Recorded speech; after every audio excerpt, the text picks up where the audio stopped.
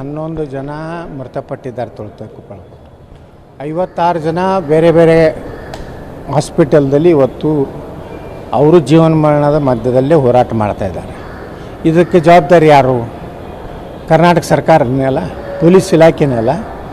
ಪೊಲೀಸರು ಅಲ್ಲಿ ಹೋಗಿ ಕರಾವಳಿ ಭಾಗದಲ್ಲಿ ಹಿಂದೂ ಕಾರ್ಯಕರ್ತರು ರಾತ್ರಿ ಮನೆಗೆ ಹೋಗಿ ಯಾವುದೇ ಅವ್ರ ಮೇಲೆ ನೋಟಿಸ್ ಕೊಡದೆ ಇವತ್ತು ಅವ್ರ ಮೇಲೆ ಒಂದು ರೀತಿ ಪೊಲೀಸ್ ಕಾನೂನನ್ನೇ ಹಾಳು ಮಾಡಿ ಇವತ್ತು ಅಲ್ಲಿ ಒಂದು ರೀತಿ ಭಯ ಓಡಿಸುವಂಥ ವಾತಾವರಣ ಮಾಡ್ತಾಯಿದ್ವಿ. ಇಲ್ಲಿ ಸರ್ಕಾರಕ್ಕೆ ಏನು ಅವಶ್ಯಕತೆ ಇತ್ತು ಅದರದ್ದು ಇದು ಮಾಡಲಿಕ್ಕೆ, ಆ ಮೆರವಣಿಗೆ ಮಾಡಲಿಕ್ಕೆ, ಅದರ ವಿಜಯೋತ್ಸವ ಮಾಡಲಿಕ್ಕೆ ಸರ್ಕಾರದ ಅದು ಸರ್ಕಾರ ಮಾಡಬೇಕಾದ್ರೂ ತಯಾರಿ ಮಾಡ್ಕೋಬೇಕು. ಗೃಹ ಇಲಾಖೆ ಅಧಿಕಾರಿಗಳು DGIGP ಏನು ಮಾಡ್ತಾಯಿದ್ದಾರೆ, ಇಲ್ಲಿ ಪೊಲೀಸ್ ಕಮಿಷನರ್ ಏನು ಮಾಡ್ತಾಯಿದ್ದಾರೆ, ಗೃಹ ಮಂತ್ರಿಗಳು ಏನು ಮಾಡ್ತಾಯಿದ್ದಾರೆ, ಒಬ್ಬ ಮುಖ್ಯಮಂತ್ರಿ ಉಪಮುಖ್ಯಮಂತ್ರಿ ಇದ್ದವರು ಇಲ್ಲಿ ಜನ ಸಾಯ್ತಾ ಇದ್ದಾರೆ, ಅಲ್ಲಿ ಹೋಗಿ ಕ್ರೀಡಾಂಗಣದಲ್ಲಿ ಪಾರಿತೋಷಕ ವಿತರಣೆ ಮಾಡ್ತಾರೆ. ನಾಚಿಕೆ ಆಗೋದಿಲ್ಲ ಇವರಿಗೆ. ಈ ಜನರ ಪ್ರಾಣ ಬೇಕಾಗಿಲ್ಲ.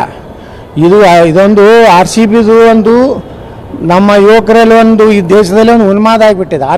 RCB ಅಂತೇಳಿ ಅದರ ಲಾಭ ತಮ್ಮ ರಾಜಕೀಯ ಪಕ್ಷಕ್ಕೆ ತಗೋಬೋದು ಸಲುವಾಗಿ ನಿನ್ನೆ ನಡೆದಂಥ ಘಟನೆ ಇದು. ಇದೇನು ಇದ್ರಾಗ ಏನು RCBದಿಂದ ಇವ್ರಿಗೇನಾಗೋದಿದೆ?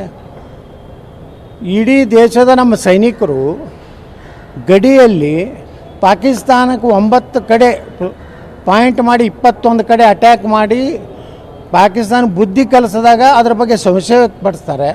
ಸೈನಿಕರ ಬಗ್ಗೆ ಹಗರು ಮಾತಾಡ್ತಾರೆ, ಪ್ರಧಾನಮಂತ್ರಿಗಳ ಬಗ್ಗೆ ಹಗರು ಮಾತಾಡ್ತಾರೆ. ಇಲ್ಲಿ ಏನೋ ಒಂದು RCB ಏನೋ ಗೆದ್ದಿರ್ಬೋದು.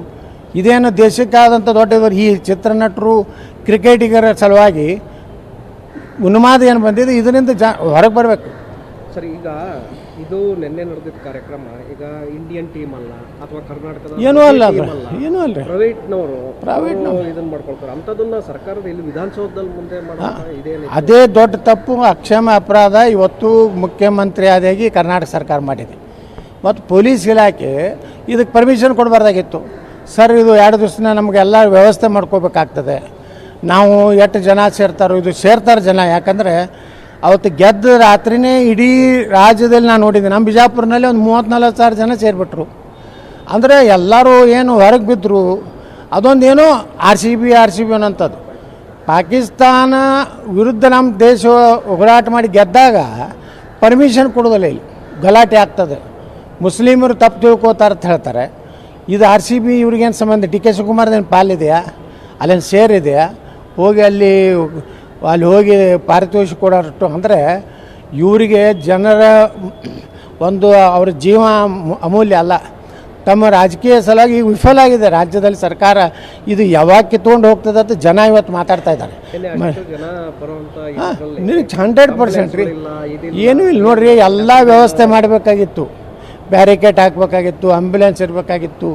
ಅವ್ರು ಯಾರು ಅದನ್ನು ಲೀಡ್ ತೊಗೊಂಡಿರ್ತಾರೆ ಅವರಿಗೆ ಮುಚ್ಚಳಿಕೆ ಬರ್ಕೋಬೇಕಾಗಿತ್ತು. ನೀವು ಈ ರೀತಿ ಏನೇ ಆದರೆ ನೀವು ಜವಾಬ್ದಾರಿ. ಏನೂ ಇಲ್ಲ. ಒಂದು ಸಣ್ಣ ಪರ್ಮಿಷನ್ ಹೋರಾಟ ಮಾಡಬೇಕಾದ್ರೆ ನೀವು ಮುನ್ಸಿಪಾಲ್ಟಿ ಇದು ಪೊಲೀಸ್ ಸ್ಟೇಷನ್ ಪರ್ಮಿಷನ್ ಕೇಳ್ತೀರಿ. ಇಂಥದ್ದು ದೊಡ್ಡ ಇದು ಆದಾಗ ಎಲ್ಲಿ DGIGP ಎಲ್ಲದಾರೆ? ಅವ್ರು ಹೆಚ್ಚುವರಿ ಚಾರ್ಜ್ ಕೊಟ್ಟಿರಲ್ಲ. ಯಾರು ರೆಗ್ಯುಲರ್ DGIGP ಸಹಿತಿಲ್ಲ ಇವತ್ತು ಅಂದರೆ ಯಾರೂ ಇಲ್ಲವೇ ಇಲ್ಲ. ಆ ಸ್ಥಾನಕ್ಕೆ ಸಮರ್ಥರೇ ಇಲ್ಲ. ಅಂದರೆ ಉದ್ದೇಶಪೂರ್ವಕವಾಗಿ ಒಂದು ಕೋಮನ್ನು ನೀವು ಪ್ರಚೋದನೆ ಕರ್ನಾಟಕದಲ್ಲಿ ಮಾಡ್ತಾಯಿದ್ರಿ. ಇದನ್ನು ಹಿಂದೂಗಳನ್ನು ತುಳಿಯುವಂಥ ಕೆಲಸ ಮಾಡ್ತಾಯಿದ್ರಿ. ಇದು ಈ RCB ಒಂದು ಹೆಸರಿನಿಂದ ವೋಟ್ ಬ್ಯಾಂಕನ್ನು ಹೆಚ್ಚು ಮಾಡ್ಕೊತ ಅತಿ ಕೆಟ್ಟ ರಾಜಕಾರಣ ಇವತ್ತು ಕಾಂಗ್ರೆಸ್ ಸರ್ಕಾರ ಮಾಡಿದೆ. ಅದಕ್ಕೆ ನಾನು ಆಗ್ರಹ ಮಾಡ್ತೀನಿ, ಈ ಸರ್ಕಾರ ವಿಸರ್ಜನೆ ಆಗೋದು ಒಳ್ಳೆಯದು. ಹೌದು, ಇವರು ಯಾರು ನೇಮಿಸ್ಯಾರ? ಒಬ್ಬರನ್ನ ಜುಡಿಷಿಯಲ್ ಎನ್ಕ್ವೈರಿ ಆಯ್ತು, ಮ್ಯಾಜಿಸ್ಟ್ರೇಟ್ ಎಲ್ಲ. ಡಿ ಸಿ ಯಾರು ಕಂಟ್ರೋಲ್ನಾಗ ಅದ ರೀ? ಇದೇ ಸಿದ್ದರಾಮಯ್ಯನವ್ರ ಪ್ರಕರಣ ಆದಾಗ ಹೋಗಿ ಅಲ್ಲಿ ಲೋಕಾಯುಕ್ತ SP ಮುಂದೆ ಯಾರು ಯಾರು ಕಂಟ್ರೋಲ್ನಾಗ ಅದಾರ? ಇದಕ್ಕೆ ನಿಪಕ್ಷಪಾತವಾದಂಥ ತನಿಖೆ ಆಗಬೇಕಾದ್ರೆ ಹೈಕೋರ್ಟದ ಸಿಟ್ಟಿಂಗ್ ಜಡ್ಜು ಮತ್ತು ನೀವು ಯಾರು ರಿಟೈರ್ಡ್ ಜಡ್ಜ್ ಕೊಟ್ಟರಂತ ತಮ್ಗೆ ಯಾರು ಕಾಂಗ್ರೆಸ್ದು ಸಂಬಂಧಪಟ್ಟಂಥ ಒಬ್ಬ ರಿಟೈರ್ಡ್ ಜಡ್ಜ್ ಕೊಡ್ತಾರೆ. ಅದು ಬೇಡ. ಈಗ ಸಿಟ್ಟಿಂಗ್ ಯಾರು ಸೀನಿಯರ್ ಜಡ್ಜ್ ಅದಾರ ಕೊಟ್ಟು ತನಿಖೆ ಮಾಡಿರಿ. ಅದರೊಳಗೆ ಯಾರ್ಯಾರು ತಪ್ಪಿದಸ್ತದಾರ ಅವ್ರನ್ನೆಲ್ಲರೂ ಜೈಲಿಗೆ ಹಾಕ್ರಿ.